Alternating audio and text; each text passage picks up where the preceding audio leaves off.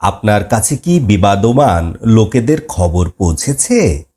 যখন তারা প্রাচীর ডিঙিয়ে দাউদের ব্যক্তিগত কক্ষে প্রবেশ করেছিল, যখন তারা দাউদের সামনে প্রবেশ করল, দাউদ তাদেরকে দেখে ভীত হয়ে পড়লেন।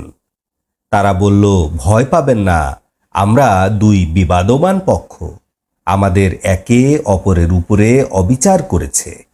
আপনি আমাদের উপরে ন্যায় বিচার করেন, অবিচার করবেন না, আমাদেরকে সরল পথ দেখাবেন।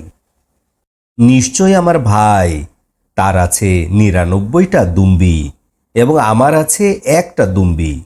সে বলে, ওটা আমার দায়িত্বে দিয়ে দাও, এবং আমাকে বলার ক্ষেত্রে সে কঠোরতা অবলম্বন করেছে। দাউদ বললেন, অবশ্যই সে তোমার দুম্বিটা তার দুম্বিদের সাথে মিলিয়ে নেবার দাবি করে তোমার উপরে জুলুম করেছে। নিশ্চয়ই যারা পশুর সাথে পশু মিলিয়ে নেয়, তাদের অনেকেই একে অপরের উপর জুলুম করে থাকে। তারা ব্যতীত যারা বিশ্বাস করে এবং ভালো কাজ করে, এবং এদের সংখ্যা খুবই কম। এবং দাউদ উপলব্ধি করতে পারলেন যে আমি তাকে পরীক্ষা করেছি।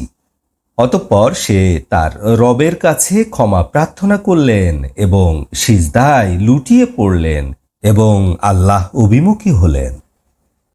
অতঃপর আমি দাউদের ত্রুটি মার্জনা করে দিলাম। নিশ্চয়ই তার জন্য আমার কাছে রয়েছে নৈকট্যের আসন এবং উত্তম পরিণাম। হে দাউদ, আমি তোমাকে পৃথিবীতে খলিফা নির্বাচন করেছি।